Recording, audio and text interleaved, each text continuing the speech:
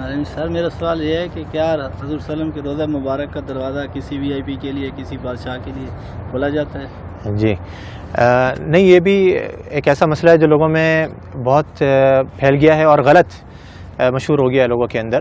لوگ یہ سمجھتے ہیں کہ فلاں بادشاہ وغیرہ آتے ہیں اور وہ نبی صلی اللہ علیہ وسلم کی قبر کی زیارت کے لیے جاتے ہیں۔ آپ کو عمومی طور پہ میں خلاصہ بتاؤں کہ یہاں کے بادشاہ بھی نبی صلی اللہ علیہ وسلم کی قبر کی زیارت نہیں کر سکتے ہیں، قبر کی یعنی کہ قبر تک نہیں جا سکتے ہیں۔ صحیح، ہم بھی جو جاتے ہیں، آپ نے دیکھا ہوگا ہم کہاں تک جا سکتے ہیں؟ جو جالی لگی ہوئی ہے، جالی یہ کس نے لگائی ہے؟ جالی یہ سعودی حکومت نے لگائی ہے، یعنی کہ پرانے زمانے میں جالی نہیں لگی ہوتی تھی۔ اس کے پیچھے، جالی کے پیچھے کیا ہے؟ بہت سے لوگ یہ سمجھتے ہیں، وہ جھانک کر کے دیکھ رہا ہوتا ہے کہ ہمیں قبر نظر آ جائے کسی طریقے سے۔ قبر ناممکن ہے کہ نظر آ جائے، کیونکہ جالی کے پیچھے 3 دیواریں ہیں۔ ایک تو آپ جانتے ہیں کہ گھر کی دیوار تھی، آپ صلی اللہ علیہ وسلم کہاں پہ مدفون کیے گئے؟ گھر کے اندر مدفون کیے گئے تھے۔ حدیث آتی ہے نبی صلی اللہ علیہ وسلم کی کہ نبیوں کا انتقال جہاں پر ہو جاتا ہے وہیں پر ہی دفن کر دیا جاتا ہے۔ تو صحابہ کرام میں بہت بڑا اختلاف ہوا تھا جب آپ صلی اللہ علیہ وسلم کا انتقال ہوا کہ کہاں پہ دفن کرنا ہے۔ انصار نے کہا کہ انصار کے علاقے میں، مہاجروں نے کہا کہ ہمارے علاقوں میں، ہر کسی نے اچھی سے اچھی تجویز دینے کی کوشش کری اور چاہا کہ ہمارے علاقوں میں ہو۔ قریب تھا کہ تلواریں نکل جائیں۔ حضرت ابو بکر رضی اللہ عنہ آئے اور آ کر کے حدیث سنائی کہ میں نے نبی صلی اللہ علیہ وسلم سے سنا ہے کہ نبی کا انتقال جہاں ہو جائے وہیں دفن کر دینا چاہیے۔ تو صحابہ کرام یہ تھے کہ جو ابھی جنگ چھڑنے والی تھی، فوراً تلواریں اپنے بند کر دی گئیں۔ اور ساری ہمارے درمیان میں بھی یہی ہونا چاہیے کہ جب حدیث آ جائے تو ہمارے درمیان کسی بھی قسم کا اختلاف ہو وہ فوراً ختم ہو جائے۔ تو آپ صلی اللہ علیہ وسلم کو دفن کیا گیا کہاں پر؟ دیکھا گیا کہ آپ کا انتقال ہوا ہے حضرت عائشہ کے گھر کے اندر۔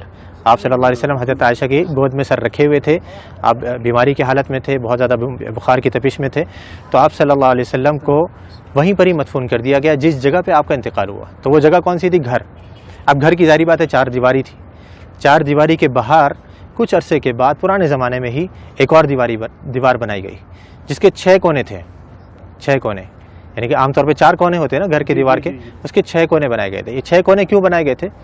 پیچھے کی طرف سے قبلہ بھی اس طرف ہے، جنوب میں، مدینہ کا جنوب میں قبلہ ہے، گھر ادھر ہے، گھر کے پیچھے کا جو علاقہ ہے وہاں پہ تیکون بنایا گیا تھا۔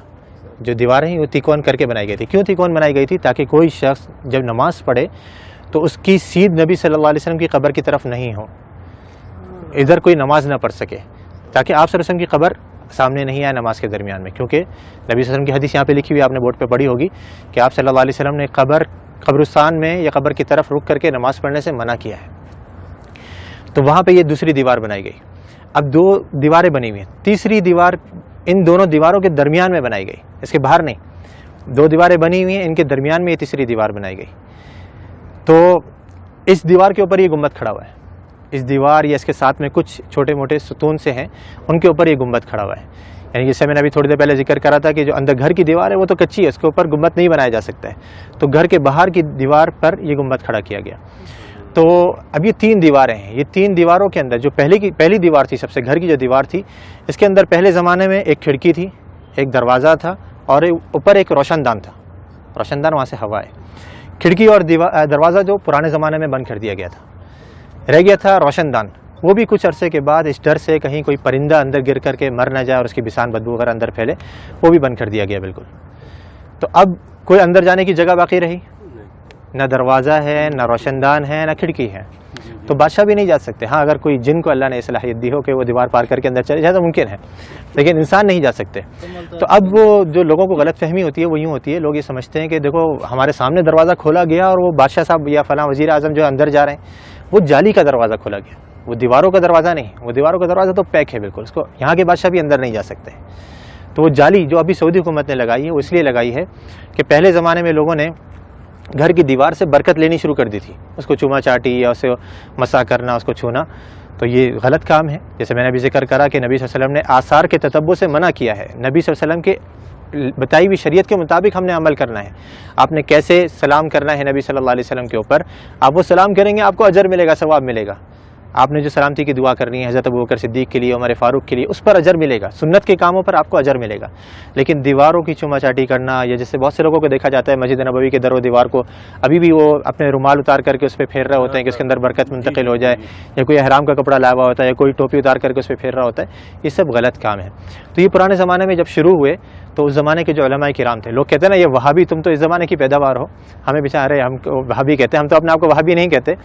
تو یہ جو وہابیوں کے عقیدے ہیں نا، جو ان کی نظر میں وہ پرانے زمانے سے چلے آ رہے ہیں، تو اس زمانے کے اندر یہ دوسری دیوار بنائی گئی، گھر کے باہر ایک اور دیوار بنائی گئی تاکہ لوگ گھر کی دیوار تک نہیں پہنچ سکیں۔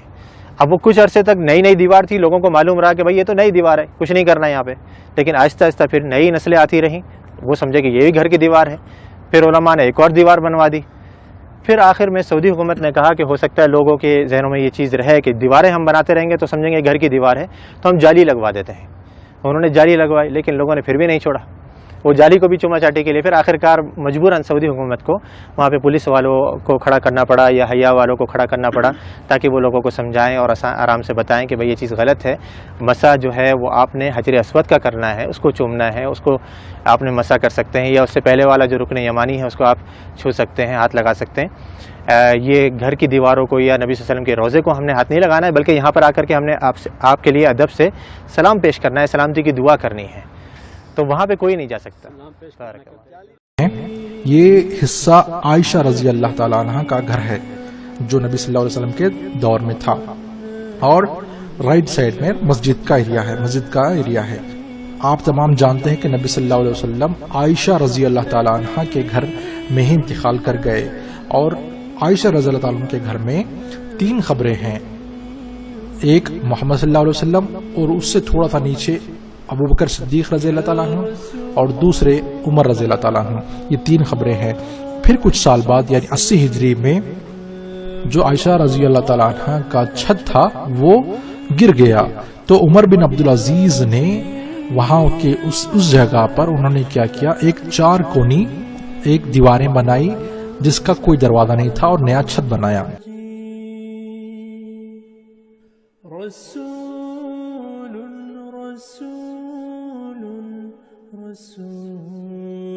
پھر ان کو ایک بات کھٹک گئی کہ کہیں لوگ آگے جا کر یہ نہ سمجھیں کہ یہ کعبے کی طرح ہی ہے، کیوں نہ اس کی طواف کریں، تو یہ ان کو ڈر ستا رہا تھا۔ تو انہوں نے کیا کیا، ایک اور دیوار بنائی اور سامنے سے اس کا حصہ تھوڑا سا نوکیلا انہوں نے بنایا، جیسا کہ آپ دیکھ سکتے ہیں ویڈیو میں۔ سبحان اللہ، دیکھیے وہ لوگوں کو گمراہ ہونے سے بچنے کے لیے کس حد تک سوچ رہے ہیں، سبحان اللہ۔ پھر اس کے 600 سال بعد ایک دوسرے خلیفہ نے اندر کے حصے پر ایک سفید رنگ کا گنبد بنایا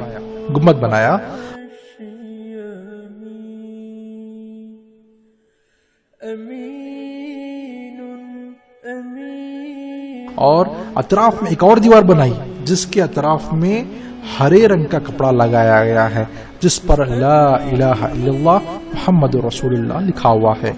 اور اس گنبد کے بارے میں یا ابھی جو اس وقت گنبد ہے اس کے بارے میں ہمارا ایک اور ویڈیو ہے، اس پر آپ اس میں تفصیلی ڈیٹیلز دیکھ سکتے ہیں، ٹھیک ہے۔